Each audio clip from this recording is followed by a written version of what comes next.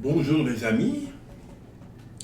Nous avons décidé la dernière fois que désormais nous allions commencer nos réunions par une petite prière et qu'à tour de rôle, les uns ou les autres se chargeraient d'initier cette prière ou cette pensée, et Blandine avait levé le doigt. Donc, Blandine, à toi la parole. Oui, je m'étais proposé. Et puis, pendant une quinzaine de jours, j'ai cherché dans des livres de prière qu'est-ce que j'allais pouvoir vous soumettre comme lecture. Et puis, ma maman est décédée dimanche dernier. Et du coup, les textes paraissent venir presque de même. Alors, je vais lire un tout petit morceau que j'ai trouvé dans des propositions de lecture justement à l'occasion de deuil. Et je trouve que c'est pas mal, même si ça n'a pas vraiment de fin. Vous resterez peut-être sur votre fin. Mais bon. Le Christ est tout pour nous. Si tu as besoin de secours, il est la force. Si tu crains la mort, il est la vie. Si tu désires le ciel, il est le chemin. Si tu fuis les ténèbres, il est la lumière. Si tu as faim, il est la nourriture. Donc j'aimais bien l'effet un peu avec des mots que nous utilisons pas mal dans nos rencontres. Et puis je vais vous soumettre un autre petit texte, parce que lors de cette semaine, j'ai remarqué que prier pour les uns pour les autres, ça porte. Et j'ai été portée. Donc voilà. Seigneur, je m'adresse à toi, réunie avec mes amis autour de ta parole, pour te demander réconfort et force après le décès de ma maman. Qu'elle repose en paix, malgré son fort caractère. Elle était également une créature de Dieu, et que sa mémoire soit source de guérison plutôt que de division. Je te demande également de guider ma famille, mes 3 frères, parce que je suis d'une fratrie de 4, dans cette période difficile, et de nous aider à nous rassembler dans l'espérance et la foi, parce que c'est pas acquis. Accorde-nous le respect et l'amour sincère dont nous avons besoin pour nous soutenir les uns les autres et pour honorer la mémoire de notre maman. Je te supplie de nous accorder le pardon pour tout ce qui s'est passé entre nous et nous aider à avancer ensemble avec compassion et compréhension. Permets-nous de trouver le courage de nous relever et de continuer à vivre dans la foi et l'amour. Amen. Amen. Alléluia. Alléluia. Voilà.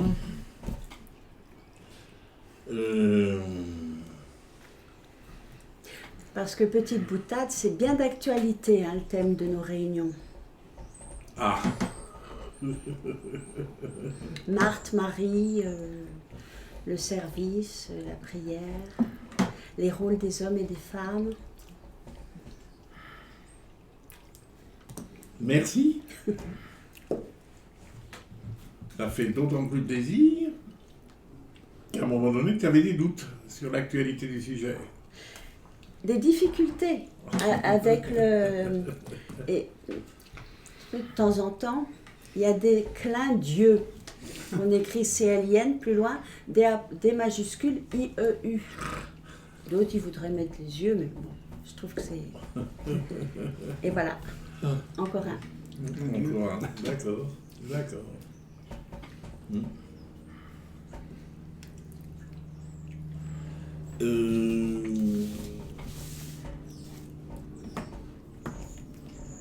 On commence à parler, je dirais, de l'article de moi ou de Moltmann, de Marie et de Marthe. Je ne sais pas si l'article de moins était parlant pour vous. Je vais simplement résumer en 2-3 petits points l'importance pour moi. Je trouve intéressant que cet homme, qui n'était pas un jeune homme au moment où il écrivait, commence par nous dire un trait majeur de l'évolution de la civilisation occidentale du XXIe siècle, le plus significatif,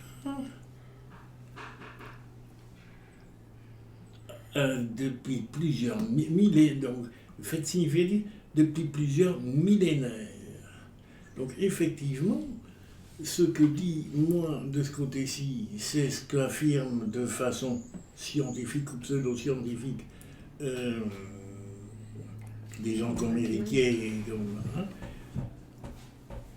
Il y a un tournant, Michel Serres dirait comme l'imprimerie, l'informatique est un tournant, et je pense qu'effectivement, dans la légalisation, entre guillemets, de la contraception, il y a un tournant.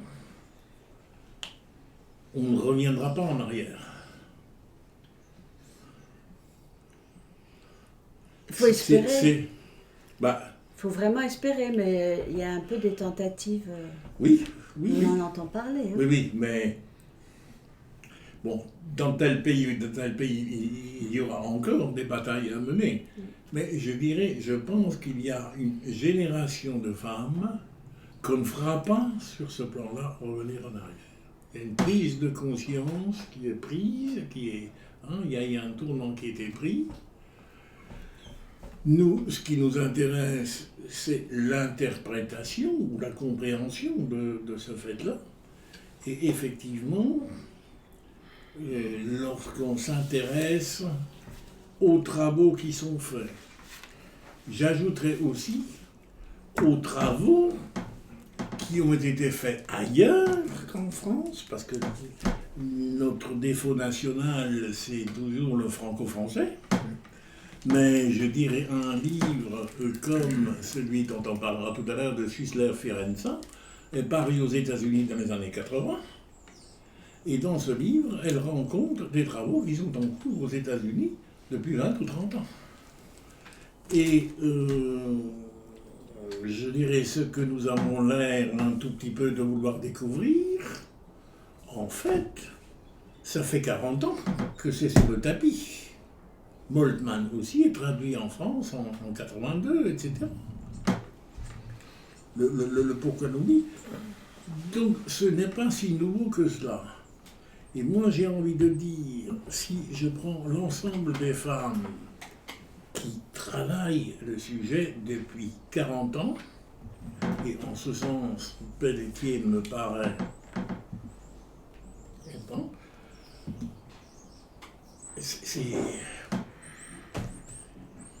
c'est fondé. Et je ne connais pas de théologien malade qui puisse dire ce n'est pas sérieux. Ça aura encore du mal à se traduire dans les faits au combien, hein, mais il y a des choses sur lesquelles les responsables des institutions, qu'elles soient ecclésiales, qu'elles soient politiques et qu'elles soient tout ce que l'on veut, là-dessus, il n'y aura pas de retour en arrière. Quelque chose, vraiment, un tournant a été pris. Voilà ce que je dirais, ce qui pour moi est essentiel. Et le fait que c'est à cela que alors, moi, écrit évidemment dans le cadre de l'Église catholique. Est-ce que pour autant les protestants ne sont pas concernés? Je ne le crois pas du tout. C'est pas du tout parce qu'on a des pasteurs. Je dirais que la société, et notamment en France, le poids sociologique du protestantisme, je dirais, n'est pas dominant du tout. Et nous vivons simplement dans l'Église ce que notre société vit. Et la moindre des choses qu'on puisse constater aujourd'hui, il suffit d'ouvrir la télé, notre société ne va, bon, j'ai envie de dire elle va mal, en tout cas elle ne va pas bien, et nos institutions ecclésiastiques ne vont pas mieux. Et là, encore une fois, je dirais, si nous prenons la presse, le synode qui s'est passé en Allemagne, côté catholique, ne s'est pas si bien terminé que cela. La croix reste évidemment discrète, mais si l'on prend d'autres journaux, la tension persiste. Sur le plan vie de société, c'est pas mieux. Et la conception qu'on se fait de la relation homme-femme et de l'institution, bon, j'écoute Cyrulnik, mais de Hensel me dit la même chose, que désormais, 2 mariages sur 3 se terminent par une séparation ou une cassure. Cyrulnik nous dit d'ici 20 ou 30 ans, les familles seront composées et recomposées, hein, parce qu'il y aura des enfants dans le même, de 3 parents différents, enfin, ou disons de 4 éventuellement. Ça ne va pas changer demain matin. Hein. Et c'est pas la Pologne qui va empêcher, bon, qu'on dise que ça fait partie du déclin de l'Occident ou pas, et qu'il y a des endroits où dans le monde où ça se passe autrement. Mais en tout cas, je crois que un tournant est pris. Et maintenant, qu'est-ce qu'on fait ? À un autre niveau, on continue à se plaindre, à le regretter. Moi, j'ai envie de dire, le temps qu'il me reste à vivre, j'aimerais bien le finir bien. Et en conséquence, je cherche aussi le côté positif dans cette histoire-là. Et j'en trouve, et ô combien. Et j'ai envie non seulement de le travailler, mais j'ai envie de le partager avec vous. Voilà ce que moi j'avais à dire comme introduction. Alors maintenant, à vous.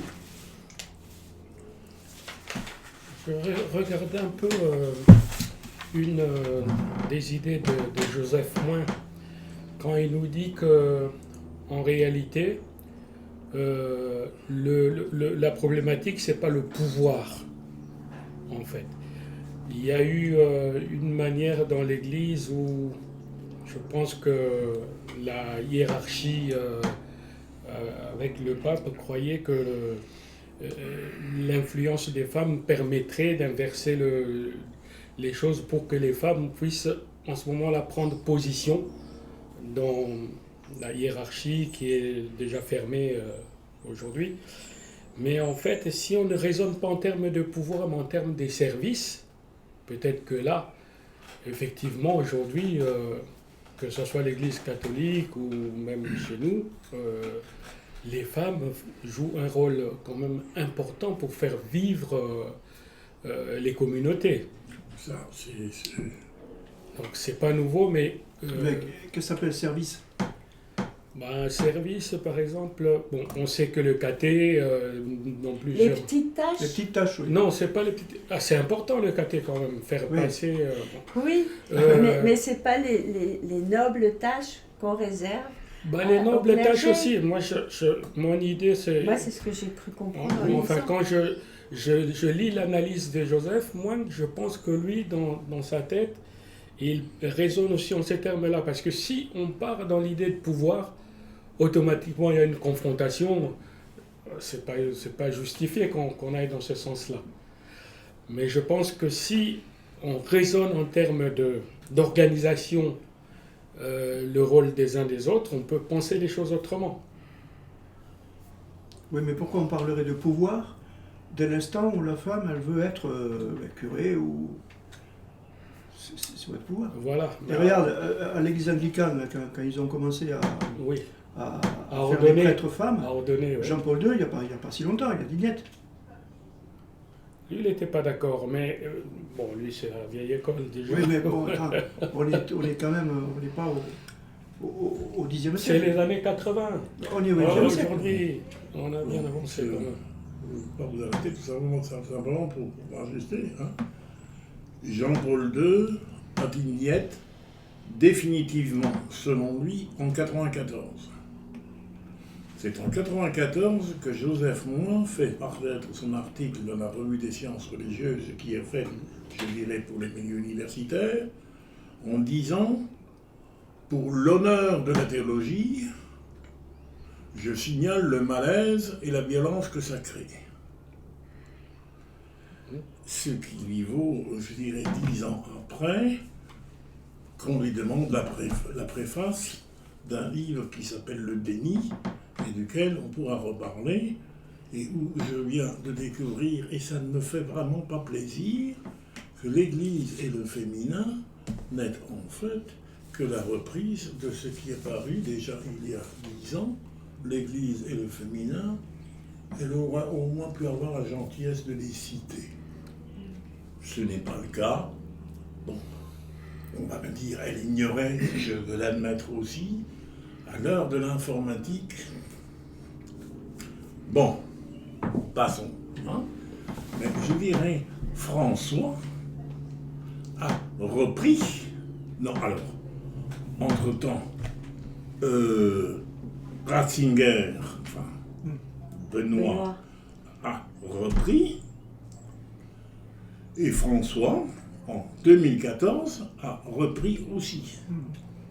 Et ce qui veut dire que, effectivement, l'Église romaine, dans un débat, c'est vrai que Jean-Paul II n'a pas proclamé au nom de l'infaillibilité pontificale, mais avec la papolatrie en cours et le poids que ça représente, ben, je dirais, François risque le schisme, c'est clair. Et honnêtement, il n'aimerait pas être dans sa peau. Ce qui pour autant ne me fait pas, enfin, je dirais, hein, mais...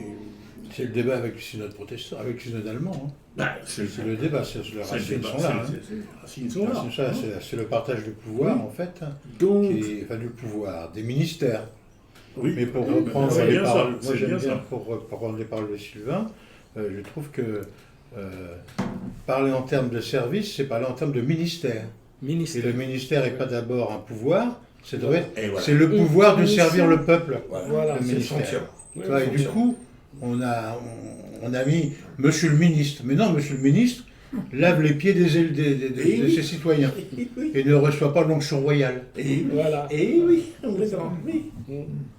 oui.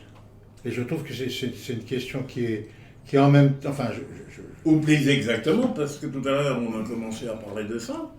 Contrairement à la tradition où c'est le prophète Samuel et les instances d'or, et bien son onction royale, il la reçoit d'une femme.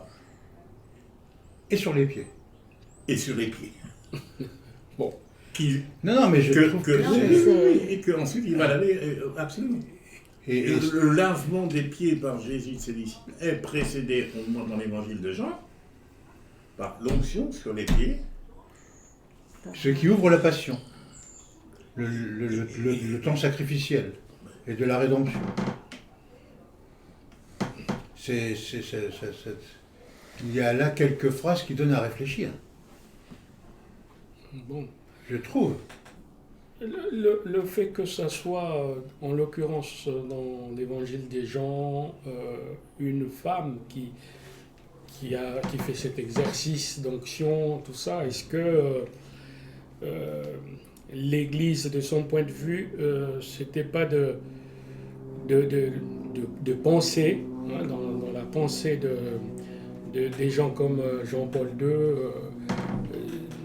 dans sa logique, est-ce que c'était pas quelque chose qui était réservé, justement d'un point de vue sacralité, réservé à des hommes? Voilà, c'est peut-être pour ça qu'ils partent dans l'idée que l'onction, tout ça, c'est des choses qui sont réservées.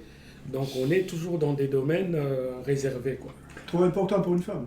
Alors, Je ne défends pas cette logique, mais Non, d'ailleurs, moi-même, j'essaie de comprendre. Je vais aller proposer mes services. Le sacré. tu peux y aller, Marthe. Mais après, ça pose la question, comme on l'a déjà abordé ici, le sacré et le féminin. C'est pas l'Église et le féminin. C'est le sacré et le féminin. Et c'est là où toutes les recherches plus scientifiques qu'il est difficile d'aborder parce qu'on n'a pas forcément les moyens. Enfin, mais je fais confiance à tous ces gens qui nous ont montré que de fait, ça a été opposé pendant un certain temps, mais aujourd'hui, on redécouvre la manière dont Dieu lui-même se présente aussi, quelquefois avec un visage féminin. Déjà. Oui. Puis, je ne sais plus dans quel article, c'est bien insistant que pour Jésus, il n'y avait pas de différence. Oui. Il avait en face de lui un individu, peu importe son sexe. Oui. Les hommes et les femmes, c'était pareil. Ouais, ça ne faisait pas de différence. Il n'y avait pas des choses réservées. Et après, il y a eu des reprises. Mais en réalité, même la littérature qu'on a, la littérature biblique, nous permet quand même de comprendre, si tu veux, sans défendre, de comprendre pourquoi le patriarcat s'impose du coup dans ces domaines-là. C'était les moines qui recopiaient la Bible. Il n'y avait pas beaucoup de nonnettes qui la recopiaient. Il n'y avait pas de nénettes. Donc, il n'y avait pas de nonnettes. Je ne connais pas ce livre, j'ai ouvert ça tout à l'heure à la page que notre maître nous avait indiqué. Alors, qu'est-ce qu'il dit? Plutôt que de lire les textes sur les femmes dans le judaïsme comme des informations historiques exactes sur le statut et le rôle des femmes dans la vie réelle, je propose de les soumettre à une critique méthodologique féministe. Pour l'instant, il n'existe pas encore de reconstruction critique féministe juive du judaïsme du 1er siècle, et l'on ne peut se procurer aucune analyse critique féministe de la littérature biblique entre la Mishnah et la Bible. Donc là, on arrive on pose une question qui est une question, je crois, autant philosophique qu'une question de l'ordre de la morale, la place de la femme, la place de... Et on dit, mais attention, il ne faut pas s'appuyer sur des choses comme ça, parce qu'on n'y connaît pas grand-chose sur le statut de la femme réelle et ce qu'elle voulait dire réellement. C'est pour ça que le mot interprétation reste un mot très important, quoi. Et du coup, on a besoin d'éléments scientifiques pour dire, mais quand il disait femme, il disait quoi? Nous, aujourd'hui, quand on dit femme, jusqu'aux années 80, on avait la femme sur le capot d'une voiture pour vendre la voiture. Et aujourd'hui, on dit quoi quand on dit femme?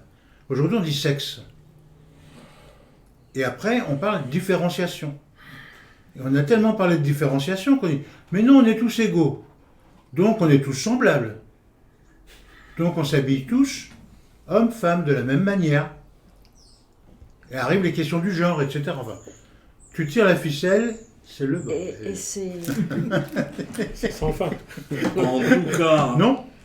En tout cas, ce que tu soulèves, je dirais, comme dans ta formulation, c'est, je dirais, moi, c'est, il en sort l'obligation pour chacun d'entre nous de mettre au clair les images ce qu'il a, ce que d'une part, une certaine tradition lui a passé, et est-ce que, je dirais, ce qui se passe autour de nous est simplement de l'agitation, et je dis là-dedans, j'ai le droit de vouloir en savoir plus, et de finir mes jours, je dirais, dans une certaine sérénité. Donc, ce que tu dis, tout de suite la fin. Ça nous... Je ne suis pas pressé, mais... Bon. Mais je dirais, ça nous montre la nécessité de travailler, ces choses-là. Et alors, tu fais allusion à... Je dirais... Bon.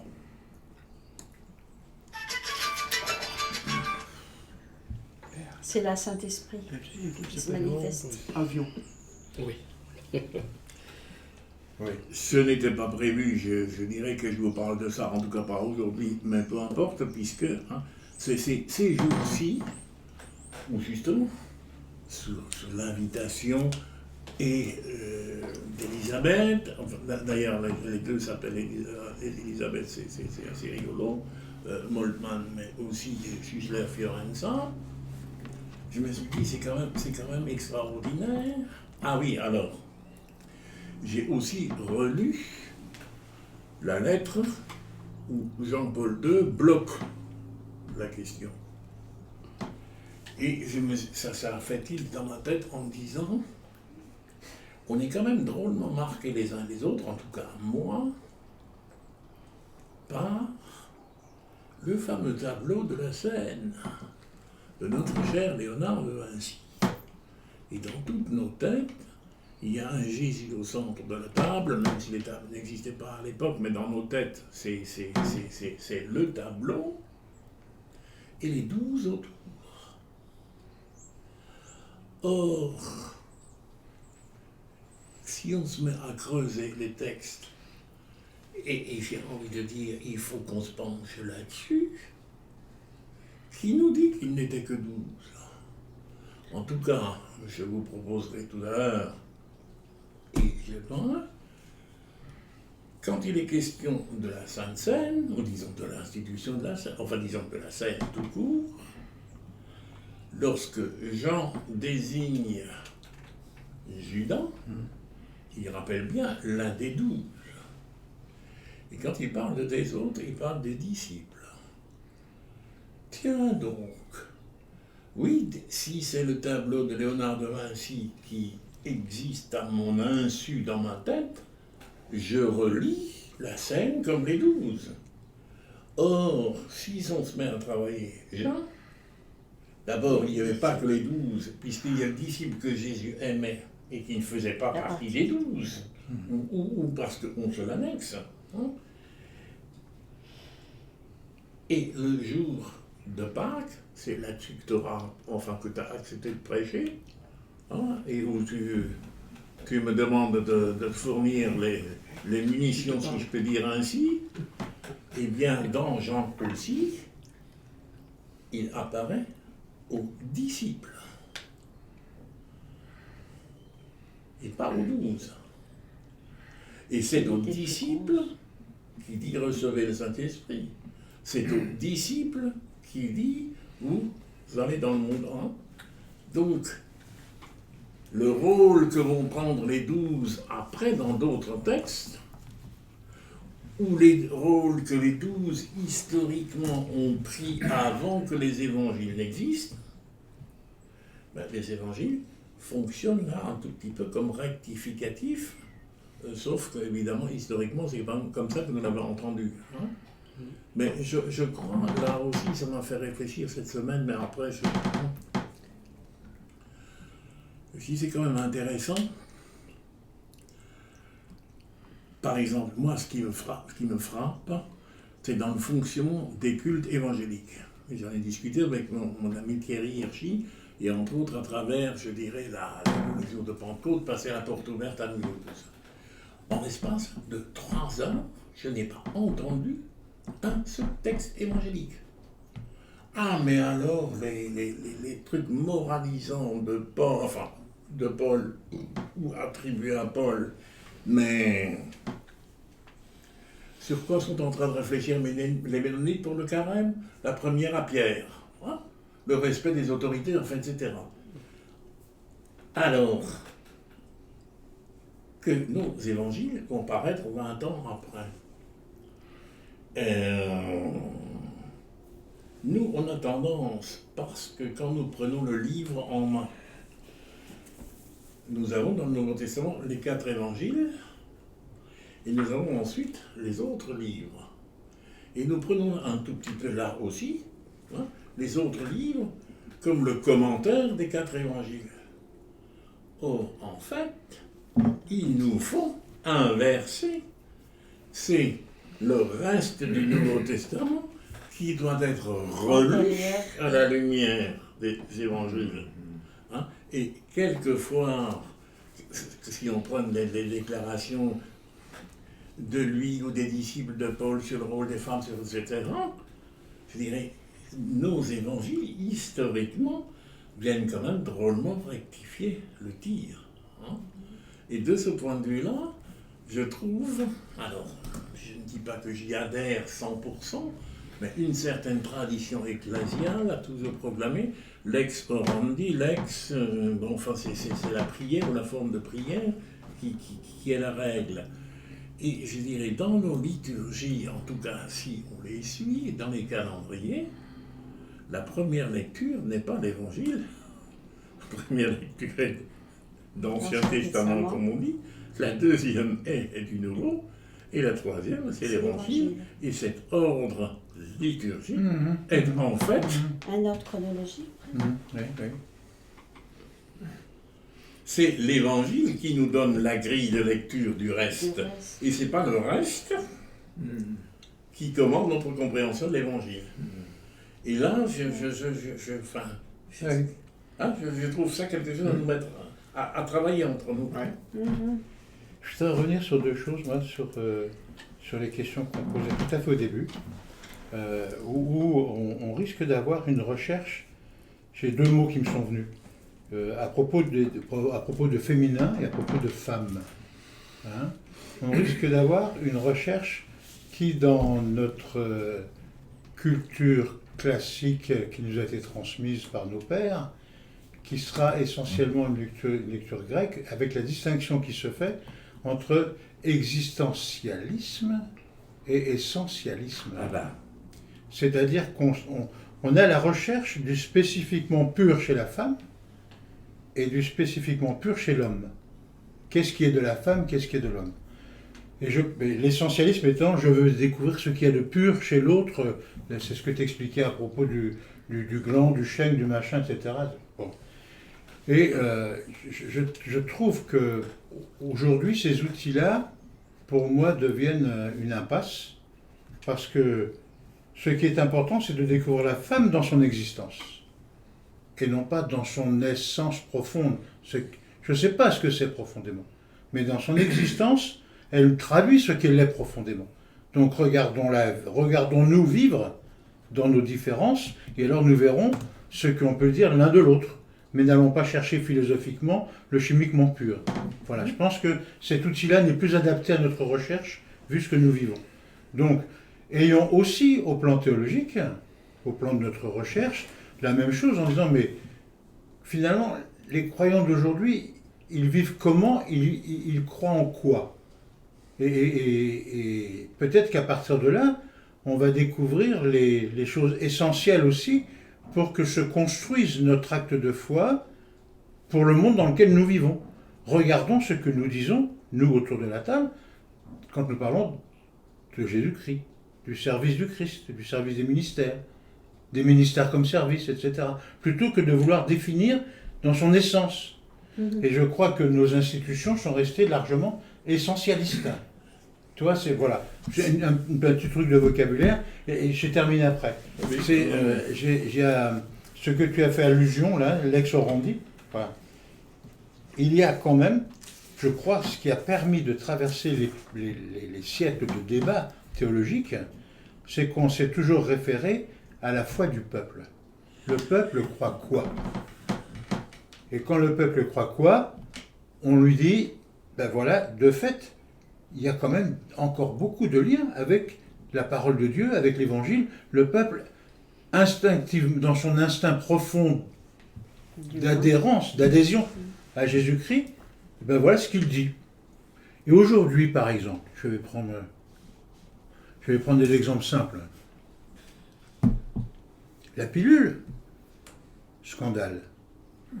J'ai découvert il y avait de fait derrière une volonté de dire, si les femmes prennent la pilule, elles vont avoir beaucoup de gamins, et du coup, on va reconquérir le monde par les gamins qu'elles auront eus. D'accord. C'est pas très très évangélique, mais il semblerait qu'il y ait... napoléonien, après Austerlitz. Voilà. 3 nuits à Paris. 5 gamins. Non, mais... Après Austerlitz, les survivants les envoient à Paris, et en 3 nuits, on a reconstitué les pertes. Donc, après, bon, je dis... La réaction chrétienne du peuple, c'est de dire, il a beau dire, hein, mais on va quand même faire ce qu'on veut, et surtout ce qu'on peut. Et on applique, et la loi Finalement, aujourd'hui, t'entendras, enfin, sauf, on n'entend plus beaucoup de prêtres, de curés catholiques dire attention la pilule. Oui. D'accord? Et du coup, ce qui a été proclamé, qui était un scandale à un moment donné, le peuple se l'est réapproprie autrement en disant bah, c'est vrai qu'il faut vivre autrement la sexualité. Ah bon? Non pas comme d'abord un plaisir pour soi, mais comment c'est un plaisir ensemble. Et du coup, ça donne une autre dimension à la sexualité. Et c'était je crois, une manière de tirer la sonnette. Enfin, c'était une manière de dire attention, ne faisons pas n'importe quoi dans le domaine. Et là, on retrouve l'ex orandi, c'est la loi de celui qui prie qui devient première. Voilà. Et pour parler de passage de l'essentialisme à l'existentialisme. Ce qui est important, c'est ce que je disais pour ma part la dernière fois, dans notre recherche, c'est comment elle m'aide à conduire mon existence aujourd'hui, mais non pas pour construire un acte de foi chimiquement pur. Et ce que tu es en train de nous dire, je ne sais Non. pas si tu es sous influence consciente ou inconsciente, si je prends la dernière partie du livre, voilà, Ça veut dire que je l'ai lu. oui, et ben ça s'appelle Repenser un spécifique féminin, mais avec un point d'interrogation. Voilà. Et ça, elle dit, continue, ne parlons et pas ça d'elle. continue par un souci lancinant du magistère, et oui, ô combien, la réaction des femmes au discours qui les interprète, c'est-à-dire les femmes en ont marre d'entendre les hommes dire qui elles sont. Comment il faut qu'on... Et pourtant défendre la différence, 3 points, retour au discours de l'Église, remarque sur une théologie contemporaine, et la finale du livre est non pas autre chose et mieux, mais la même chose autrement. Ne parlons pas de la femme, mais parlons des femmes. Bon. Et là, je dirais où effectivement, je ne la trouve pas gentille par rapport... Alors évidemment, elle est universitaire, elle est tout ce que l'on veut. Et là, il ne s'agit que d'une journaliste et d'une bibliste. Mais je prends la table des matières, l'Église et le féminin. Mais la deuxième partie du livre, c'est l'Église et le masculin. Ah, bien donc. Et ensuite, l'Église et le patriarcat. C'est évident, c'est... Hein. Mais de fait, c'est quoi la femme? C'est pas la question, c'est quoi la personne? C'est quoi Et quelle est la relation? Me semble-t-il, hein. En tout cas, ici, c'est... Moi, c'est pas que ça me semble, c'est ce que je crois. Et dans le vocabulaire de Jean-Philippe, c'est justement de faire la distinction entre sexe et sexualité. Voilà, c'est plutôt que de faire des grands discours moraux sur la sexualité, regardons comment chacun d'entre nous vit cette relation homme-femme, ou homme-homme d'ailleurs, Ou femme-femme. Ou femme-femme. ou femme-femme, c'est aussi. Oui. Tu vois, je trouve que ça... Ouais, c'est nourrissant quand ça nourrit notre existence. Autrement, ça nourrit un intellect qui peut devenir un lieu d'esclavage. Un lieu d'esclavage. L'intellect peut devenir un lieu d'esclavage. Or, on était parti sur la libération, je crois, c'est ça. Non, Du mais moins, sinon- c'est ce qui m'a fait l'intérêt du groupe. Si le groupe se change, je changerai De groupe. peut-être de groupe. Tu vas dans la groupe.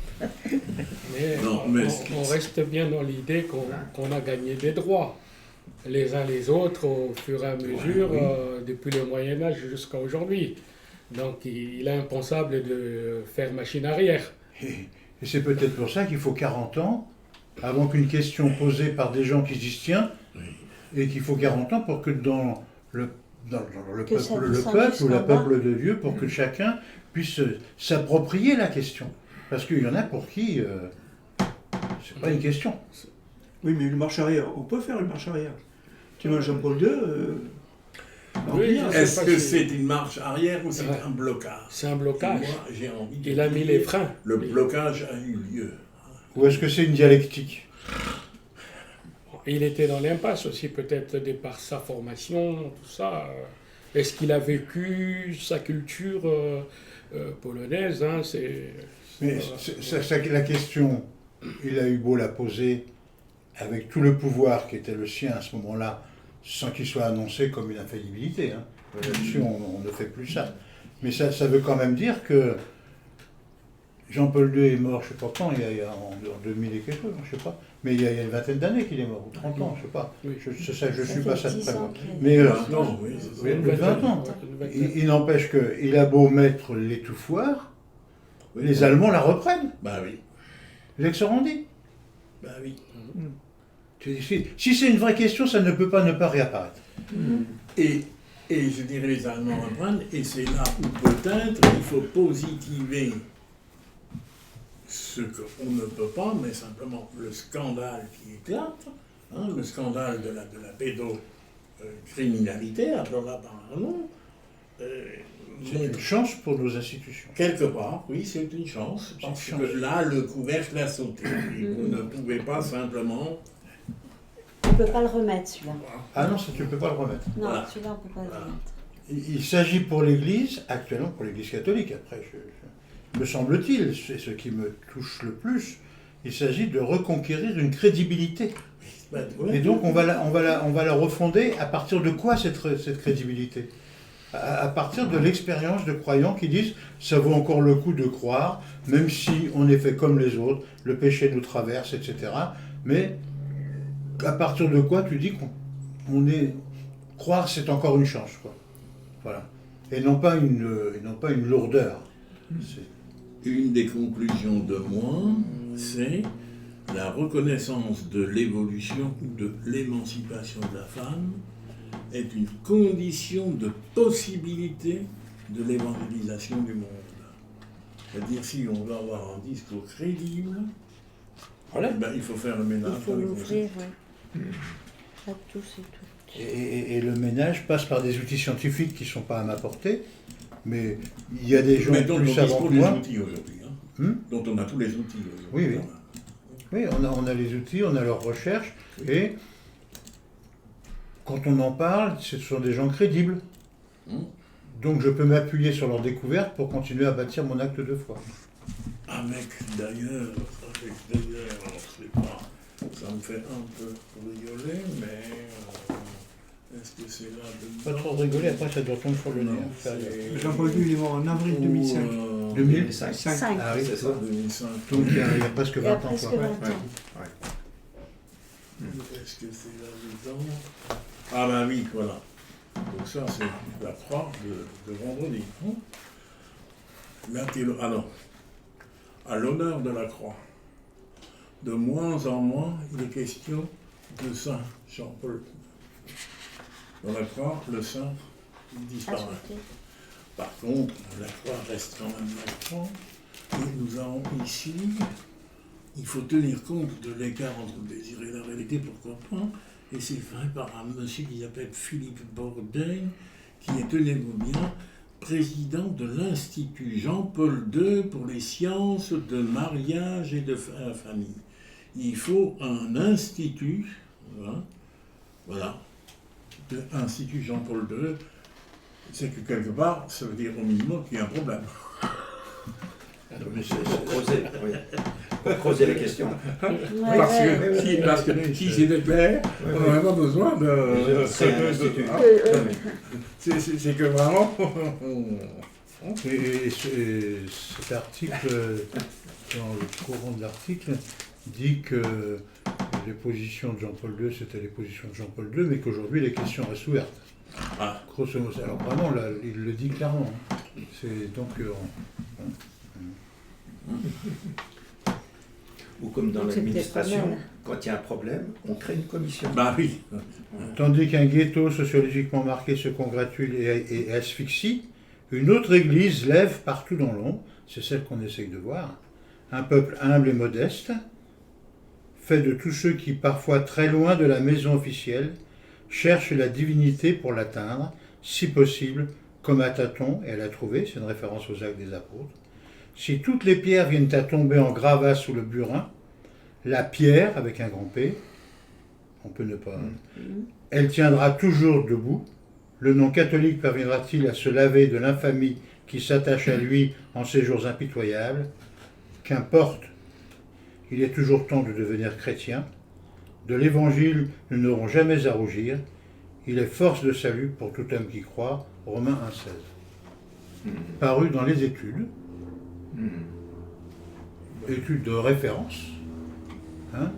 Et ça, c'était en novembre 2018. Il y a déjà presque 5 ans. Tu permets, est-ce que ça fait partie de ce que je vous ai donné ou non? Attends. Ah bah si, je l'ai vu. Et ce qui est intéressant, hein, c'est qu'en fait, c'est un moine. Oui. Je trouve que c'est très très... cet article c'est très fort, c'est très fort. C'est très très dur cet article, par rapport à l'Église. Enfin. Après, il y avait un article d'une sociologue qui est Danielle Hervieux-Léger, qui aussi est... Mais pour dire que nos questionnements peuvent être... on peut pleurer, mais on peut aussi se réjouir de nos questionnements.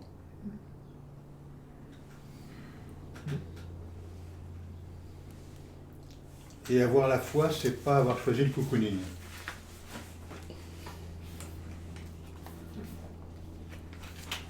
Bien.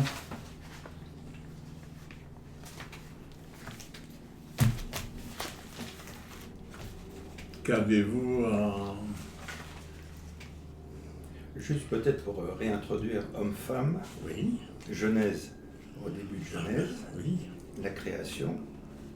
Il crée donc Adam à l'image donc de Dieu, mais pas homme et femme, c'est masculin et féminin. Et donc à partir de là, Oui. d'une part, ça renvoie à l'image Dieu masculin et féminin aussi, mais surtout ça rend aussi, pour nous, quand tu es homme ou que tu es femme, tu as en toi du masculin et du féminin. Donc là déjà, dès le début de la Genèse... J'aimerais bien que beaucoup l'entendent pour plusieurs raisons. Voilà. Voilà. Il faut que je vous, puisque par rapport à ce que tu dis là, il faut que je vous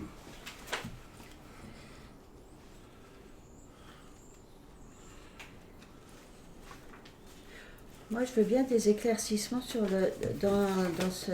je vous ferai une copie. Hein, Oui, oui, oui. hein, sur les lettres hébraïques et sur à quoi il fait allusion. Hein. Oui. Oui, Blandine. Oui, j'ai eu du mal à la fin de la lecture de ce document que nous a envoyé. Je crois que c'est Oui, donc c'est Moltmann, Moltmann, après oui, c'est ça, des tout à fait. préfaces d'autres personnes. Oui. Entre le patriarcat, Oui. qui est vraiment, d'après ce que j'ai compris, un modèle de société, et que on a dit matriarcat, mais c'est pas un modèle de société, quoi. C'est un mot qui a peut-être été fabriqué. Et il y a des choses dedans où j'aimerais que vous reveniez dessus, parce que je n'ai pas tout très bien compris. Si tu veux, bon. De l'ordre du constat, on a en France une lecture laïcisée à outrance. C'est la France, ou disons c'est l'université française. Que ce soit Héritier, que ce soit Gazinski, que ce soit l'historienne Pernot. L'intérêt de Moltmann, d'Elisabeth, c'est d'abord de faire allusion à toutes les recherches qui existent par ailleurs dans le monde. Et de rappeler quand même que de tout temps, dans l'histoire des religions, et d'ailleurs aussi dans l'histoire de l'Église, et ça, Joseph Moin le parle, en parlant des soins du pauvre, du malade, de l'instruction, ce patriarcalisme indiscutable est traversé de protestations, et c'est là pourquoi elle étudie en Provence et en Bourgogne le rôle de la maman. On est en pure légende. Mais en fait, qu'est-ce qu'il y a derrière ces légendes? Il y a les cathares, qui redonnent un rôle aux femmes, mais à travers toute l'histoire, je dirais, des institutions, il y a des tendances qu'on étouffe, et en les étouffant ici, elles renaissent à côté. Elles ressurgissent. Elles ressurgissent. Et c'est là où c'est intéressant, hein, où elle est. Hein, elle nous sort du contexte franco-français, où, encore une fois, nous avons une lecture très laïcisée, en l'absence de tout.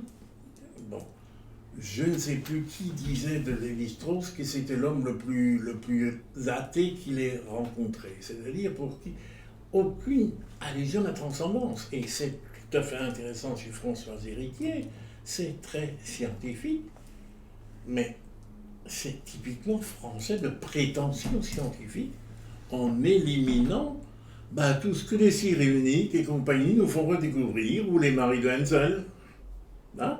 Parce que je dois vivre avec l'invisible, et cet invisible a été, pendant 50 ans, gommé de nos horizons, comme inexistant.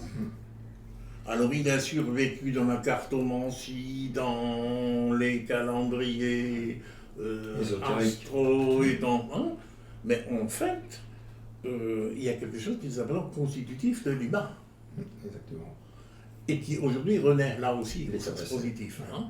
Ben oui, c'est Rita Basset, c'est de Hensel, c'est Christophe André, hein, qui... oui... dans le visible, enfin l'invisible, on ne peut pas l'évacuer. Hein? Ou alors, comme dit quelqu'un d'autre, vous pouvez museler ou réorganiser les religions, ne confondez pas spiritualité et religion. Exactement. Les religions sont une institution de la spiritualité. Mais la spiritualité, bon. Donc, quelque part, je trouve intéressant dans Elisabeth Moltmann, c'est de nous montrer que ce machisme régnant n'est pas aussi total qu'il le croyait ou le prétendait, et qu'il est traversé de courants de... Et là est intéressant Orvière dans le judaïsme. D'ailleurs, hier dans Le Monde, Orvière est en train de critiquer la politique en Israël. Et du côté français, on déclare qu'elle n'est pas représentative de la totalité du judaïsme. Ben oui, comme si on ne la savait pas. Hein? Mais et oui. Donc, encore une fois, ce qu'on étouffe finit par... Et en ce sens, elle est intéressante. Mais ça, ce sera pour la suite. Parce que de Moltmann, vous n'avez qu'une introduction. Je vais vous dire ce qui viendra après. Hein? Mais ce qui est tout à fait intéressant, c'est que par exemple, une Agazinski, qui est citée là, nous parle, et aussi d'ailleurs, du Dieu masculin. Hein? Bon, il y a Dieu, il y a le Père, il y a le Fils, il y a le Saint-Esprit. Ce qui est une affaire linguistique, parce qu'on pourrait aussi dire la roi est féminine, et en conséquence, ce n'est pas aussi monolithique, ni d'un côté ni de l'autre, qu'on veut bien, c'est plus compliqué. Hein, mais pour le trouver, faut travailler, faut creuser. Hein. Alors creusons. Et comme disait Bernard, en fait, pour Delphine Orviller, hier, il y avait encore des milliers de personnes à Tel Aviv qui étaient descendues dans la rue pour protester contre la politique actuelle du Premier ministre. Et que hier, les États-Unis commencent à s'inquiéter de la tournure de la politique intérieure en Israël. Voilà, du Premier ministre. Voilà. Donc effectivement, quand on critique Delphine Orviller en disant qui tu représentes, ben, il se trouve que ça bouge aussi là-bas. Ça bouge pas... Disons qu'il n'y a pas que Delphine Orviller qui bouge. Voilà. Et je dirais, chez nous, il n'y a pas que des femmes Soupa et compagnie, qui, comme, bon, c'est...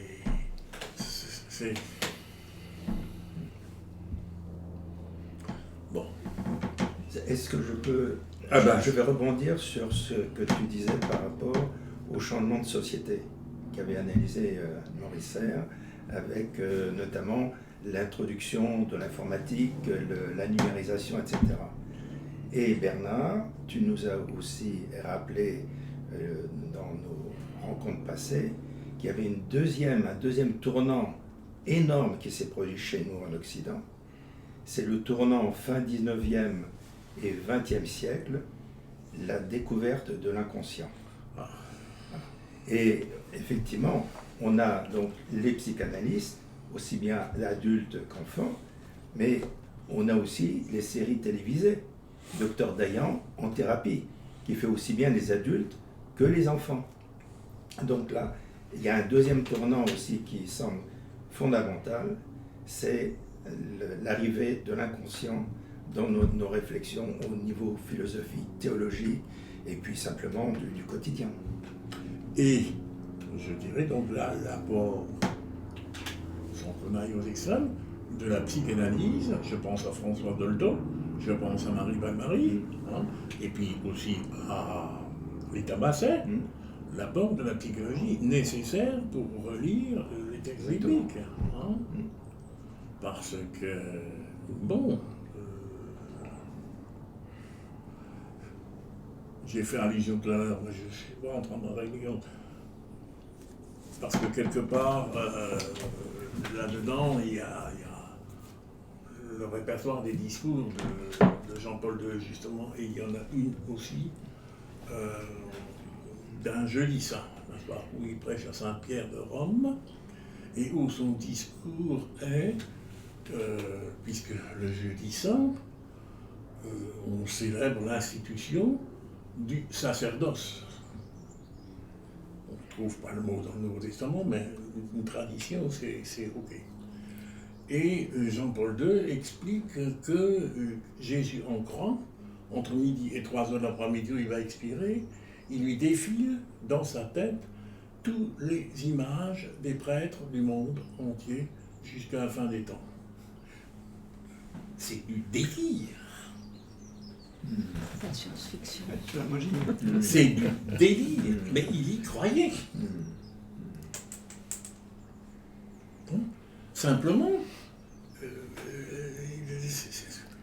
un autre l'aurait dit, on aurait dit, s'il vous plaît, vous voulez pas un tout petit peu, les délires de Jean-Paul II sur la femme et sur la Vierge Marie. C'est-à-dire qu'on confond théologie et spiritualité personnelle. Il a le droit d'avoir, il a le droit de se mettre à la place du Christ et de dire, lui qui est le Jean-Paul II en question, lui qui est responsable de l'Église, peut-être que c'est lui qui, au moment du chemin de croix, laisse défiler toutes les images de prêtres, etc. Mais bon, mais après c'est un partage de spiritualité, mais c'est pas un partage de théologie, je crois.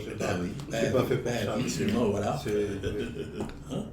Alors c'est peut-être aussi une interprétation, je crois que c'est dans Jean,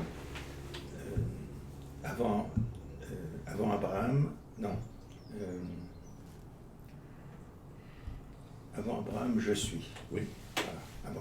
C'est-à-dire qu'en fait, on couvre aussi bien le passé, le présent et l'avenir.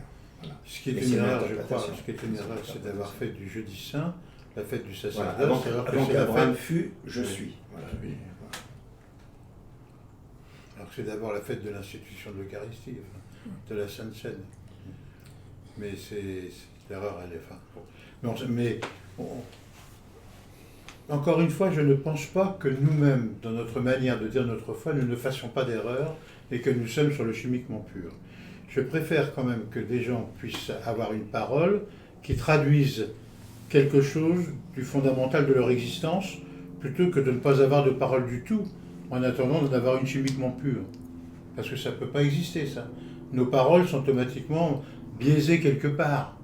Parce qu'on a l'inconscient qui parle à travers nos paroles, qui se voudraient éternelles, mais qui ne font référence qu'à une histoire familiale qu'on n'a pas assumée peut-être, enfin, etc. Donc le chimiquement pur n'existant pas, parlons de l'existant. Et à tous nos conditionnements. Hein. Mais oui, je dirais, cette histoire du poids de la scène. Parce qu'autrefois, dans les familles, eh ben tiens, il y a une scène, enfin tricotée, enfin dans l'église de Croissy-Beaubourg.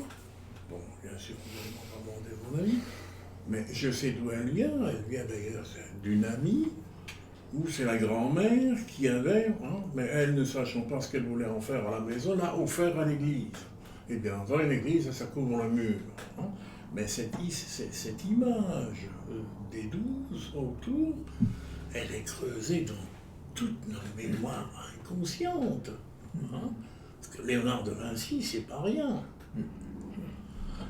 Et c'est aussi grâce à ces images que peut-être la foi nous a été transmise, et qu'avec toutes les porosités, toutes les difficultés, etc., nous avons quand même réussi à découvrir Jésus-Christ qui nous fait vivre. Bah oui, on a tous quelque chose qu'on rejette de notre acte de foi. Le chapelet, je ne sais pas bien ce que ça veut dire. On me l'a fait dire quand j'étais en pension, en allant de la chapelle au réfectoire, du réfectoire aux études, on disait le chapelet à longueur de journée. Hein. Qu'on en arrive à perdre ce que ça veut dire. On ne sait plus ce que ça veut dire. Oui, c'est un peu le mantra. C'est un peu le mantra oui, mais c'est pas parce que c'est le mantra que ça justifie. Disons, de te fixer sur quelque chose. Oui, donc ça veut dire que c'est d'abord une méthode humaine avant d'être de l'ordre de la théologie. C'est ça. Restons, on a besoin de moyens humains pour avancer. Et est-ce qu'on peut parler de mode? Oui. Qu'il y a des usages ou Oui. des rites, des rituels ou des choses comme ça qui avaient cours dans le temps, et puis qui passent, et puis... Et qui correspondent à la sensibilité d'un moment. Voilà, un peu comme quand on fait la lecture historico-critique, et puis que tu nous rappelles par rapport à l'époque de l'écriture, pourquoi c'est ce style-là plutôt qu'un autre. Parce que c'est plein de choses comme ça. Si tu ne veux pas en parler, on n'en parle pas, tu me stoppes tout de suite. Tu m'as parlé de la célébration des funérailles et du Salve Regina. Et du Salve Regina entonné par des tantes. Oui. C'était un espèce de tube dans la famille de ma maman. Et quand elles étaient petites, elles avaient l'habitude de dire la prière du soir en famille. Il y avait le papa, la maman, ils étaient 8 enfants quand même. Et à la fin de la prière, ils entamaient le Salve Regina. Et pour la cérémonie de ma maman, ça avait été bien orchestré par un de mes frères, mais de son ressenti, sa façon de faire. Moi, j'ai craqué à la fin et je me suis retournée vers mes tantes en disant « Vous pouvez pas, vous chantiez pas le Salve Regina ?» en étant complètement à côté de la plaque par rapport aux paroles en latin. Je savais pas du tout ce qu'elles allaient chanter, je connais pas la signification vraiment de la prière, mais c'était leur tube. Et je trouvais que c'était une manière de communion de la famille. Tout à fait. Avec ma maman, autour de ma maman, une manière de les remercier d'être venus. Il y avait une espèce d'alchimie. Et ça a été un moment de grâce. Parce qu'elles ont entamé ça a cappella. Mais elles le connaissent par cœur et elles ont vraiment bien chanté. Hein. Et tout le monde était assez pris, sidéré, mais dans une ferveur. C'était beau. Et tu vois, aujourd'hui, par exemple, tu nous le dis, avec toute l'histoire. Aujourd'hui, moi, des gens qui mettent jamais les pieds à l'église et qui me disent « Je voudrais qu'on chante le Salve Regina ». Je dirais « D'accord, pourquoi nanana. Et en même temps, dans ma tête, je me dirais « Est-ce que derrière, je ne vais pas avoir 3 gugus qui vont venir, 3 croyants qui vont venir me voir pour me dire « C'était quand même beau le latin. Et si on revenait au latin ?» Tu vois? D'accord? Oui, mais c'est que la chose a un sens pour la personne qui l'entend. Il y en a qui vont l'entendre, c'était un beau chant de famille, Et du coup, et surtout que c'est très très beau, au niveau mélodique, c'est Ouais. extraordinaire. Ouais. C'est très très beau. C'est un chant, Ouais. les moines chantent toujours ça avant d'aller dormir. C'est leur dernier chant. Ah bah, Après, c'est c'est pour ça l'extinction qu'ils le des chantent le lumières. soir. Et après, la lumière ne se relève Que le lendemain que le matin. lendemain matin. Oui, Tu vois. matin, Donc c'était vraiment, c'est un toi, et salut Marie, toi, etc. Bon, Reine Marie d'ailleurs.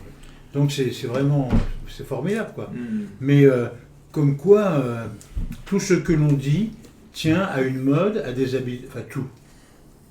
Beaucoup de choses que l'on dit tiennent à une mode, à une histoire, et si on veut comprendre le sens, toi à travers ça, c'était l'union familiale qui se retrouve pour dire au revoir à la mère. Et ce qui était très beau, c'est que le prêtre qui a officié, c'est un prêtre comme maintenant dans les campagnes, c'est-à-dire un prêtre qui a plusieurs paroisses sous sa responsabilité, qui nous venait d'Afrique Oui, et qui l'a chanté ben oui. à l'unisson avec Ah oui, bah oui. les sœurs Bien sûr. de mes tantes. Oui, bien Et sûr. c'était formidable parce que ça mettait un lien entre Tout ça. la famille, Mm. le lieu de Mm. l'enterrement. Quoi, c'était un vraiment beau moment. Bah oui, tu vois, c'est. Alors Et- que au départ, mon intention c'était aussi Mais tu mets, rappeler des, une petite chose comme ça. Quoi. tu mets des intellectuels en face de ça, Ouais. ils vont te faire dire des choses qui ne sont pas ce que toi, Tu ressens. Tu ressens. dans ton existence même, ça Oui. reflète. Et c'est pour ça que c'est important de tenir Oui, compte heureusement. de l'existence Voilà. et de l'existant, quoi. C'est- Et de l'émotionnel. Bien Et sûr. l'émotionnel, ce Parce moment. que en fait, hein, ce qui a fonctionné, c'est la mémoire et l'émotion. Mhm. Oui, et- Le rappel de tout ça. Et celles qui ont chanté, ça ne nous paraît pas évident du tout, qu'elles aient conscience de toutes les paroles. de toutes les paroles. Non, je pense pas. Parce que les paroles, c'est enfant d'Ève exilé. Hein. Alors évidemment, en latin, ça passe mieux parce que... C'est vrai. C'est comme les chants américains. C'est vrai, ouais. Mais bon, salut aux reines, mère de miséricorde, notre vie, notre douceur, notre espérance, salut. Enfant d'Ève exilé, nous crions vers vous nous soupirons, gémissons et pleurons dans cette vallée de larmes. Comme vision de l'existence, c'est pas... Mais c'est Ouais. Mais ça, c'était c'est la foi de complètement l'époque. déconnecté. C'est, Ouais. je C'était- dirais, c'est... Moi, j'ai envie de dire, la nostalgie d'un certain nombre de gens du grégorien, elle est là. Mhm. C'est la beauté, c'est. et on est- C'est l'évocation. Ouais, mais tu vois, je trouve, enfin, on est peut-être en train de dévier, mais je trouve que aujourd'hui, on est très fort pour démonter tout ça. Mais n'empêche qu'avec toutes les ambiguïtés que tout cela avait, des gens, par la beauté de la liturgie, Et oui, Ils sont restés accrochés à la foi. et aujourd'hui, quelle liturgie produisons-nous Et oui. qui vont que d'autres vont rester accrochés à la foi? Les gamins, ils sont bons. La dernière fois, Marceline le disait, hein, Bah oui, ils vont là où ça chante. Hein, bah oui. d'accord? Chez nous, on chante pas, on réfléchit. Alors du coup, réfléchir, ils en ont déjà plein la tête. Hein. Alors tu vas pas les attraper comme ça. Hein. Il va falloir trouver un moyen d'exprimer la foi à travers une liturgie qui ait de l'allure et qui donne envie de continuer. Quoi. Il y a un tas de gens qui vont à Lourdes, mais ils vont à Lourdes, l'Immaculée Conception, ils savent pas bien ce que ça veut dire, et ils vont à Lourdes peut-être parce qu'il y a eu des Ça- miracles, mais en même temps, il y c'est a une un côté ambiance sacré, religieuse tout qui ce te prend Ouais. et qui fait que tu peux décrocher et te trouver en face d'un spirituel qui t'aspire. Mais ceci dit, je ne souscris Oui, pas à toute non, la non, théologie non. qu'il y avait derrière tout ça. Hein. Bah voilà. Non. Je donne d'autres dimensions à la l'affaire. Et dans un groupe de réflexion, ça vaut le coup qu'on se dise, on peut être très très bien et très très au point, mais est-ce que ça va nous aider à vivre en témoin d'une espérance qu'on doit porter quoi qu'il arrive, à travers un deuil. Et là, sûrement que vous avez porté une espérance. En disant, ben, Ah oui, il y a c'était- des gens qui autour de ça, Ah, par c'était le pas beau, triste. se sont trouvés accrochés à la foi. C'était vraiment pas triste. Ah oui, tu vois, mais Pas c'est... du tout. Voilà. Ouais. Et puis ça, c'est tactile, ça. Ah, c'était un cœur. Et chez nos amis ménonites à Villeneuve-le-Comte, c'est vrai que quand tu vas à l'église catholique de Villers-le-Comte ou chez les Mennonites, on chante. Ben oui, on chante. Voilà. C'est vrai que là, par rapport, je pense qu'ils ont fait sur Villers-le-Comte, ils ont fait un peu d'effort du côté catholique. Mais c'est vrai, chez les Mennonites, tu chantes. Et tous les dimanches, ce sont des chants différents. Tous les dimanches. Mais après, on peut dire, j'en ai marre d'être bercé par les chants, j'aimerais bien réfléchir un peu quand même. Oui, mais tu as les maisonnées, chez les Mennonites. Ben voilà, tu as les réunions. Des fois, il y en a 7, 8 sur un culte. Alors après, encore faut-il que les gens je dirais qu'il y en ait pour tous les goûts, bon, je mets tous entre guillemets, mais par exemple, je fais allusion, je sais que vous avez regardé hier matin le Temple Neuf. Oui. Moi, je l'ai regardé cette nuit. C'est un concert magnifique. Ah ben c'est des musiciens. C'était un culte musical. C'était un culte musical. Oui, c'est-à-dire que c'est un culte musical. Ouais. Hein, bon. Ça aide à la ferveur, je trouve. Parce que moi, je remarque quand même un tout petit peu, que ce soit chez les Mennonites ou que ce soit maintenant, je suis chez nous en train de se transformer. Je ne rêve pas de l'autel au fond de l'abside catholique d'avant au concile. Le curé est retourné. Mais maintenant, aujourd'hui, tu rentres dans une de ces salles d'église, dans les temples à Paris, il y a d'abord une tribune et la batterie. L'orchestre. Et les projecteurs. Les projecteurs et la sono. Et la machine à fumer. C'est Thierry qui me racontait, Thierry Hirschi, me racontait qu'il était allé puis les prochaines fois tu m'emmènes à Créteil, et les habitués qui viennent avec les enfants viennent en mettant les casques aux enfants, parce que la sonorité est telle. Non. Ouais, ça fait mal aux oreilles. Il y a 12 écrans de projection, etc. Et il dit c'est insupportable, je veux dire. Les gens qui viennent avec des vétis, c'est conseillé de remettre les casques. Mais ça fait partie de... Bon, on y va pour écouter la parole et on y va avec des casques. C'est quand même amusant. Ah non, mais... C'est quand même pas là que tu écoutes ton frère. Dans la communion, Si, le partage du pain. Passe-moi ton casque, il est plus fort que le mien, j'entendrai moins. Je me posais une question. Il y a des femmes pasteurs dans ce genre de grand route de méga church où c'est très masculin. C'est certain. Là où il y a le Portugais, là à Saint-Denis, il y a visiblement la nana avec. Hein, parce que là aussi, mais c'est la femme d'eux ou c'est elle qui est nommée responsable? Bon. En tout cas, elle préside le culte. Hein, voilà, j'ai vu présider le culte. Mais la réserve, je ne sais pas si la fois dernière, quand on en a parlé, on a abordé le sujet, mais la limite, c'est quand même le discours. Et là, tout un discours, quand tu l'entends, c'est d'un archaïsme. Bon, c'est un peu inquiétant. Hein. Je ne sais pas si c'est dans l'air du temps par rapport à ce qu'elle vit dans ce contexte-là, mais le discours est complètement presque moyenâgeux, quoi. Le Parisien, la semaine dernière, a informé son lecteur, c'est d'ailleurs Jean-Louis qui m'a téléphoné, et je suis allé l'acheter à Intermarché. Donc, à 5 minutes d'ici, on peut même y aller à pied, il y aura un centre de conférence. En fait, c'est une méga church qui, évidemment, vont faire rentrer le fric lourd à ces salles, etc.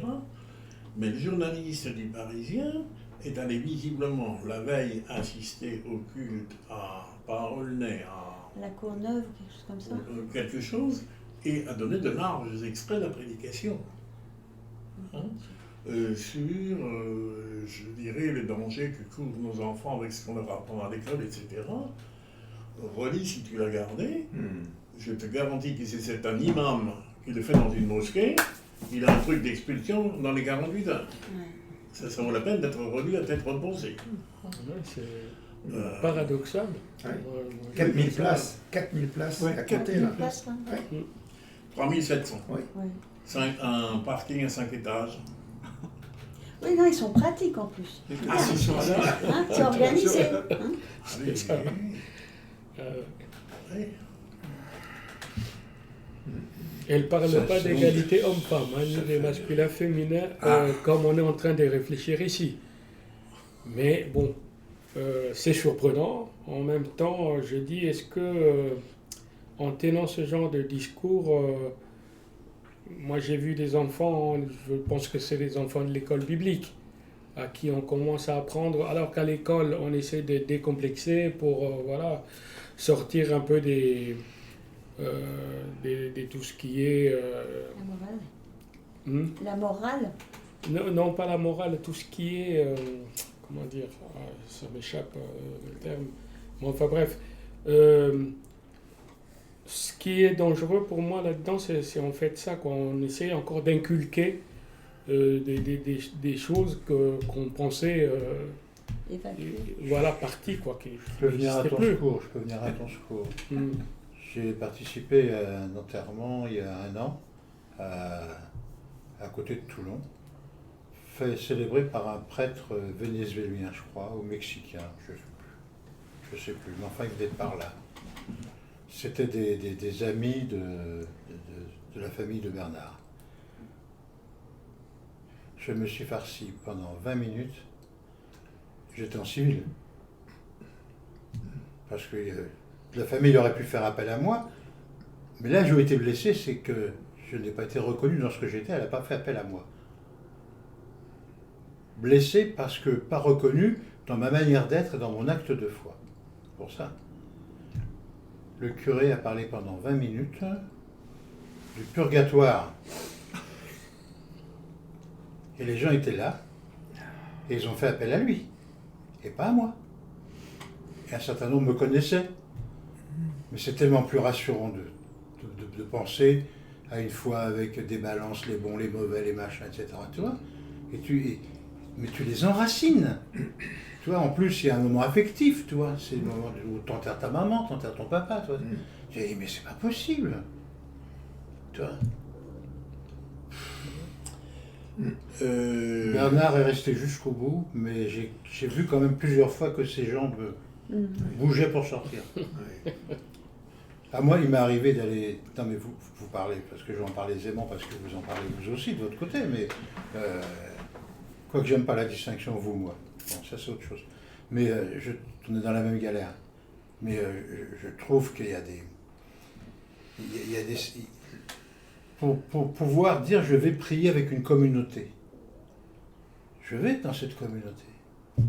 Mais le discours que j'entends, mais je dis, mais il y en a combien qui ont essayé de comprendre l'évangile de la naissance, comme on l'a décortiqué nous-mêmes et qu'on a découvert des choses. Mais il y en a combien? Mais c'est affolant. Moi, je trouve que la formation de nos prêtres n'est pas à la hauteur de ce que découvre la science. Et on va être ridicule dans peu de temps. Déjà? Mais en même temps, déjà, oui. Ouais, déjà. Mais en même temps, ce qui m'afflige encore plus, c'est que ceux qui sont sur le chemin de la nouveauté ne sont pas pour autant dans le chemin de vérité, et avec des S, quoi, parce que les vérités... Et ils inculquent aux gens des vérités avec un grand V, en disant, faut pas que tu t'échappes à ça, quoi. Mais c'est encore plus affligeant. Oui, et tu exclus les autres. Ah oui. Par contre, moi j'ai mis des années à découvrir aussi cette histoire du purgatoire. Pourquoi est-ce qu'elle a fonctionné? Oui, mais et pourquoi est-ce qu'elle fonctionne encore? C'est quand même C'est un extrêmement stade pratique, intermédiaire. parce que ce que nous éprouvons tous à un enterrement, si j'avais su, j'aurais fait ceci, j'aurais fait ceci. Donc quelque part, il y a quand même de la culpabilité qui sommeille. Hein? Mais si le purgatoire existe, je peux encore faire des choses. Et je peux surtout ouvrir mon porte-monnaie pour lui. Et du coup, ça me met quand même à l'aise. Ça dédouane. Et ce qui m'avait, tiens Dominique, je ne sais pas si ça va évoquer les mêmes souvenirs que moi. Moi, ce qui m'avait frappé à la banque franco-allemande, c'est que notre caissier, c'est-à-dire, parce qu'à l'époque, fonctionnaire pour les billets de banque, etc., 42 ans, lorsque le lendemain fait une envolée. Quand je pense combien les gens étaient désagréables avec lui, parce que il avait déjà arrêté sa caisse et tout, et eux découvraient qu'ils avaient besoin de 100 balles, il avait interdiction par l'inspection parce que ce qui est consigné, il faut que ce soit là. Et combien de temps? Eh bien, et c'était l'époque où ça a été une des choses dont j'étais fier par la suite, on a quand même mis une prévoyance en place.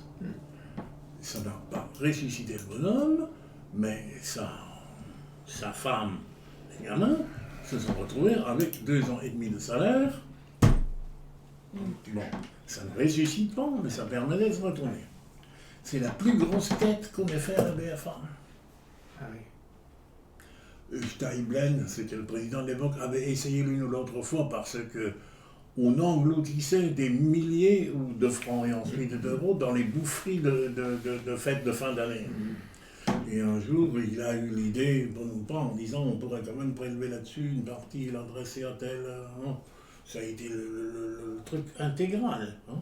Tandis que la quête pour cet homme, et sachant que le problème n'était pas financier, mais ils se sont tous rachetés une bonne conscience avec le billet qu'ils ont foutu dans le truc. Alors qu'ils l'ont fait hein, à chaque occasion. Le purgatoire a eu, je dirais, un petit côté comme ça. Ouais, c'est un sursis, quoi. Un fonctionnement. Je me paye un sursis. Je me rattrape. Comme on a dit après le tsunami, tu sais, c'est dans les pays où il y a du tourisme sexuel, qu'il n'y avait jamais eu autant de dons spontanés, mais des sommes. Et j'avais entendu cette allusion que c'était leur rachat. Comme quoi, toute la théologie du purgatoire a dû se fabriquer à un moment où il y avait besoin d'eux. Et puis on a réussi à relancer les foules. Voilà, c'est leur donner alors le gaufriste, parce que c'est un historien français, hein, qui, dans les 300 pages d'histoire du purgatoire, dit que ça a été un énorme progrès dans la mentalité de l'époque. Puisque on était, je dirais, on bit. C'était ou l'enfer ou le paradis. Quelque part, c'est angoissant. C'était du binaire avant l'heure. Parce que qui est totalement sûr de là où il va aller? Et on invente, oui, le livre s'appelle L'invention du purgatoire. C'est Jacques Le Goff, hein, qui a fait partie des mêmes générations que Delumeau et l'invention du purgatoire, il dit, ben, ça introduit un moyen terme, ça dédramatise énormément. Donc, c'est pour ça. Donc les gens là qui bafouent l'égalité vont directement en enfer. Hein? Non? Merci de nous ramener. Merci de nous ramener, Sylvain. Merci de nous ramener. Mais quand tu regardes le film de Bergman... C'est sûr d'aller en enfer. Après, tu fais que les conneries, tu t'en fous. Le 7e saut, non? Oui, quand tu vois le 7e saut de Bergman, où tu vois sur la colline, avec toutes les personnes qui suivent la mort, c'est un peu en noir et blanc, là. Mais voilà, c'est ça. C'est ça. Tu es pris dans la nasse, et puis... mais, il te faut... pour ramener mon problème, je trouve que dans notre recherche, il faudra qu'un jour on parle de mort et résurrection. Parce que derrière ces histoires-là, on parle de mort et résurrection. Moi, on a commencé par chemin de vérité. Je me suis dit, tiens, comment il écrit ça, camarade? Le chemin, un chemin, ou les chemins, des chemins. De vérité et, ou de vérité et s, etc. Tu vois, dans ma tête, ça m'a... Je me suis dit, qu'est-ce qui... Tu vois, c'est... Et donc...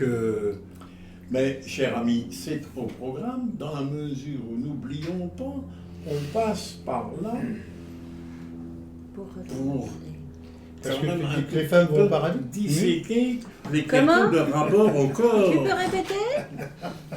Le rapport, au corps. Bah oui. Bah oui. Et la résurrection, c'est quoi? C'est soi-disant, c'est ce que nous disons, que la résurrection, c'est pas la survie ou l'immortalité de l'âme, c'est un nouveau rapport au corps et un nouveau rapport au monde. Donc on y c'est dans le programme. Tu es en train de me dire que sexuellement, je serai encore vivant après ma mort. Alors, c'est... Non, mais ouais, je dis ça, mais ça peut en intéresser certains d'entre nous. Je te donnerai le bouquin que ton ami André Paul a fait sur le sujet. Alors, il a fait un bouquin sur ça, c'est pas effectivement. C'est les machins de Non, c'est ça, André Paul. Si. Attends, je te le sortirai à l'occasion. Non, c'est pas sur. C'est pas l'érotisme. Non, ah, c'est dommage. Non, je l'ai lu. C'est sur l'au-delà, et sur la vie et en disant, c'est pas une survie de l'âme qui est dans l'espérance biblique. C'est une nouvelle vie et un nouveau rapport au monde et aux autres. Et quand tu dis la sexualité, là, il faut faire gaffe, parce qu'il y a le fameux évangile, c'est dans Luc 22, je crois, où les Sadducéens viennent poser la question combien de femmes et de qui sera-t-elle? Combien de maris? Et qu'il y en a eu qui a épousé les 7 frères. Jésus leur dit, vous n'y êtes pas. Bon, enfin, oui, il prend parti des croyances des pharisiens, en disant qu'il y a bien un au-delà, mais les hommes ne contracteront plus le mariage, ils seront comme des anges. Alors aujourd'hui, évidemment, ça convient à un certain nombre de gens. C'est pour ça que la question des anges, telle que les catholiques l'ont posée, n'était pas ridicule. Sexueux ou pas sexueux, les anges? Eh bien, ridicule, mais voilà. Alors, voilà, on a la réponse ou pas? Qu'est-ce qu'il est rassuré? Est-ce qu'on aurait une réponse si on réfléchit ensemble?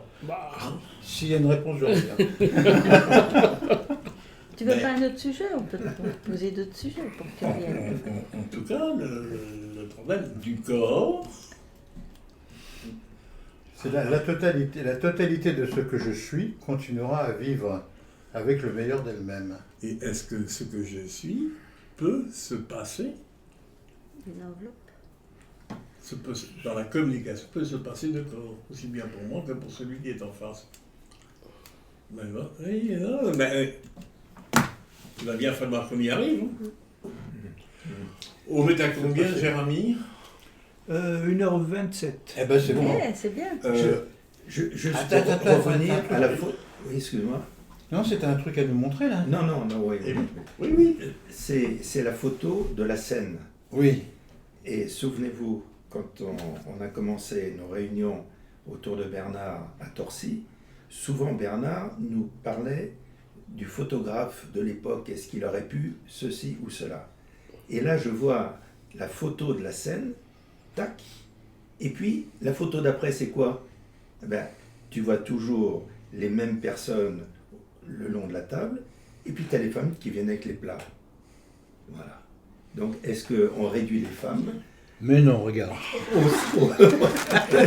à servir les plats pour ces messieurs. Mais à cette époque-là, c'était ça. Ben oui. Mais parce que la photo de la scène, il n'y a que des hommes. Et oui. Et les femmes, où elles sont? Elles sont en cuisine. Voilà.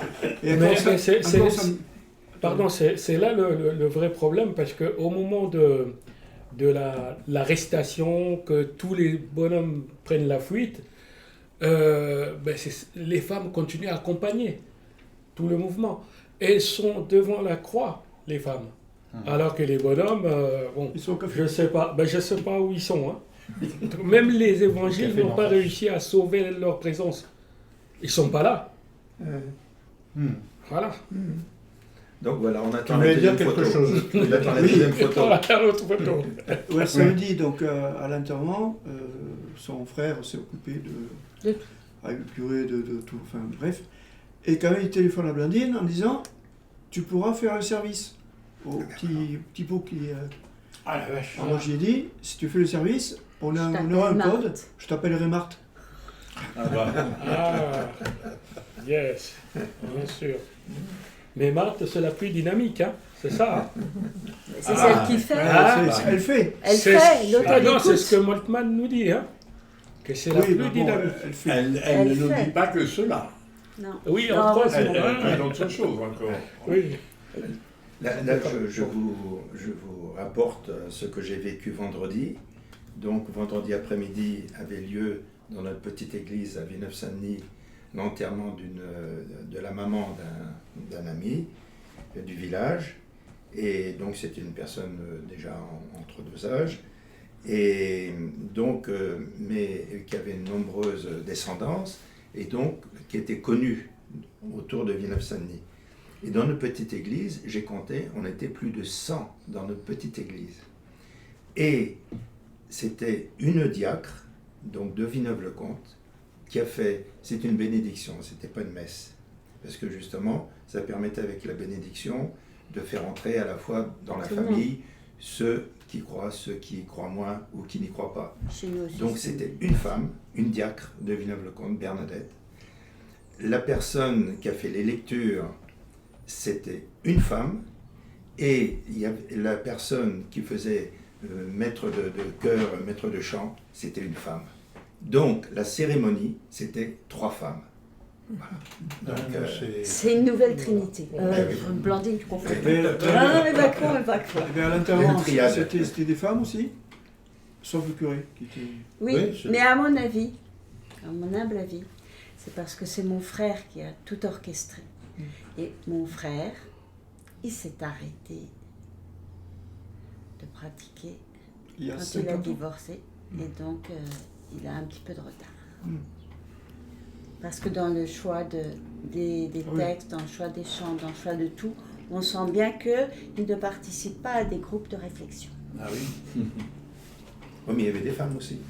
Mais l'équipe diocésaine, ce qu'ils appellent l'équipe diocésaine, là, c'était que des femmes. Ben voilà. Et j'ai discuté avec une et c'était vraiment enrichissant. C'était un enterrement catho. Oui.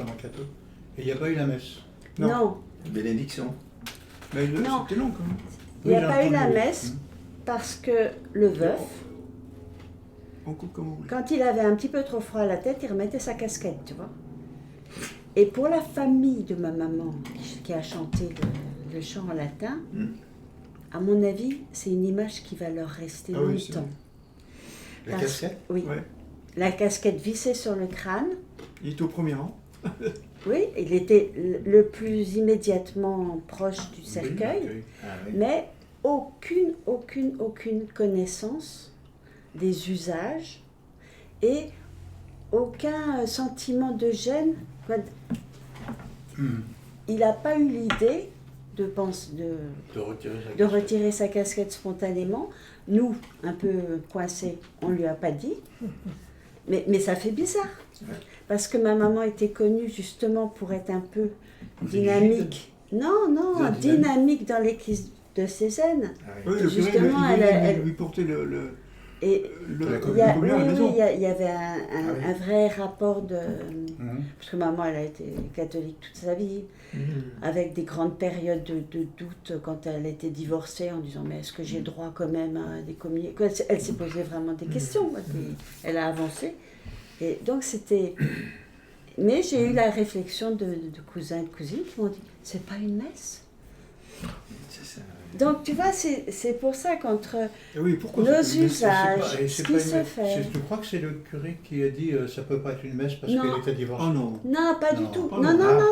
Non, c'est un choix délibéré, je pense, de mon frère pour faire quelque chose de peut-être plus court, peut-être moins codifié, moins religieux, quoi. Plus ouvert, pour pouvoir laisser la place aussi au mari. Ben, je vais te dire, je vais vous dire, vous saurez comme ça. Moi, j'ai demandé à ce que pour mon enterrement, il n'y ait pas de messe. Parce que je veux que tout le monde s'y sente à l'aise et que tout le monde puisse intervenir s'il a à dire quelque chose. Et que ce ne soit pas une église fermée seulement pour des gens qui croient, qui n'entendent que ce que l'on dit dans l'église, avec un grand E, si on peut dire. Et j'ai demandé, et que mon enterrement ne soit pas célébré par un évêque. J'ai demandé, d'habitude, c'est comme ça. Et j'ai dit que les interventions puissent se faire, c'est écrit, sans ordre hiérarchique. Oui. Est-ce que c'est une bénédiction? Non, bien sûr. Non, Ah, bon, d'accord. non d'une pipe qu'on aimerait y être. Non, pas trop vite. Mais Mais je dis ça pour que vous prépariez vos interventions. mais pas trop vite. Rappelle-moi, l'oraison, c'est quand on parle de la... Quand on parle à Dieu. Ah, quand on parle à Dieu. Oui, c'est l'oraison. D'accord. Parce que le rappel de qui était ma maman, c'est le maire du village qui est venu le faire. Ah oui. Ah, après que j'ai dit... La biographie. Moi, dans ma jeunesse, il n'y avait pas un peu un conflit là entre Pépone et Don Camillo? Oui, c'est ça. Parce que tout le village était là. Bah oui. Hein. C'est ça. Hein, il y avait, Oui. l'église était pleine. Mais et moi j'ai trop entendu en ayant fini de célébrer un enterrement, qu'est-ce que c'était une belle messe alors que c'était qu'une bénédiction. Ou j'ai entendu des gens dire, la première partie c'était bien mais à la fin c'était un peu long. Hein. C'était l'Eucharistie. D'accord. Oui. Donc quand on on supprime, participe pas, d'accord. oui. C'est pas la peine. Oui. C'est déjà triste, il faut qu'il reste triste longtemps. Et puis s'ils veulent la communion, ils peuvent aller à la messe le dimanche. Exactement ce que j'ai dit sur mon testament. Chacun ira prier avec sa communauté habituelle, et si c'est nécessaire pour moi. Bah oui. Voilà. Jean-Louis, tu nous... On coupe comme vous voulez. Alors, Bernard, oui. si tu en es d'accord et si vous en étiez d'accord, étant donné que j'ai déjà 2 paperboards de la dernière fois que je n'ai pas pu vous montrer, est-ce que vous seriez OK pour que à notre prochaine rencontre, je commence? Voilà. C'est décidé. C'est décidé. Question Et puis comme ça, accessoire. comme j'aurais Tu reprendre te aussi charges quelques- en même temps de la prière d'ouverture ou pas? Voilà, si tu veux. D'accord. C'est l'un dans l'autre. Ok, c'est décidé. D'accord. Et maintenant, en ce qui concerne juste 2 minutes encore, hein, moi, ma proposition, je dirais, est de mettre entre parenthèses, dans les 15 jours, 3 semaines qui viennent, pour Pâques, nos lectures savantes, et de lire, de consacrer à une relecture de l'évangile de Marc, enfin, des passages, et celui de Jean. La chose est déjà prête. C'est vrai que ça va faire... 25 pages. Non, attends, 22. 465. Bon, 24. ok. J'ai dit là, et demain, je vous envoie ça, et il y en a pour 3 semaines. Donc, Alors, Il y en a pour 3 semaines à les lire ou il y en a pour 3 semaines 1, 2, à vous nourrir, c'est 17. Ah bon? 17 avril. 17 alors. avril. 17 avril. à vous nourrir. Oui, très bien. Hein? Allez. J'ai envie de dire, si je termine là-dessus, ce qu'elle dit de l'évangile de Marc, c'est quoi? Un disciple, c'est une bonne méditation de Semaine Sainte. C'est quoi Fête et Pâques? C'est sa méditation de l'évangile selon Jean. Et écoutez, vous me le direz ici. Non, la question technique, on peut la régler au enregistrement. Eh bien, merci beaucoup. Et rendez-vous dans 3 semaines. Au 17. Et Après ensemble. Pâques. Et encore une fois, si nous avons la même lecture, j'ai envie de dire, faisons ces lectures en pensant les uns aux autres qui la lisent en même temps. C'est notre façon de vivre ou de nous préparer à Pâques ensemble. Voilà. Je voudrais juste, avant qu'on coupe, dire un petit mot parce que c'est mon état d'esprit actuel. Ce que l'on découvre ensemble, c'est existentiel. C'est ce que on a essayé de dire. Et je trouve que notre rythme de 3 semaines est un bon rythme. Il ne faudrait pas qu'il s'écourte en devenant 15 jours, en devenant... 8 jours. Parce que je trouve que dense. pour ma part, ce que nous partageons me permet un certain réajustement. Et ces réajustements-là, il faut du temps pour les vivre et pour les faire. Et donc, moi je remercie Bernard de nous envoyer toutes ces lectures, mais en même temps, il y a quelques fois j'ai l'impression que je vais être à satiété et que le goût que j'ai pour venir va diminuer Pâtir. parce que ça peut devenir une corvée. Hein, voilà, mais c'est ma position personnelle en disant j'admire tout le travail que tu fais et vraiment ça m'est utile et grandement utile.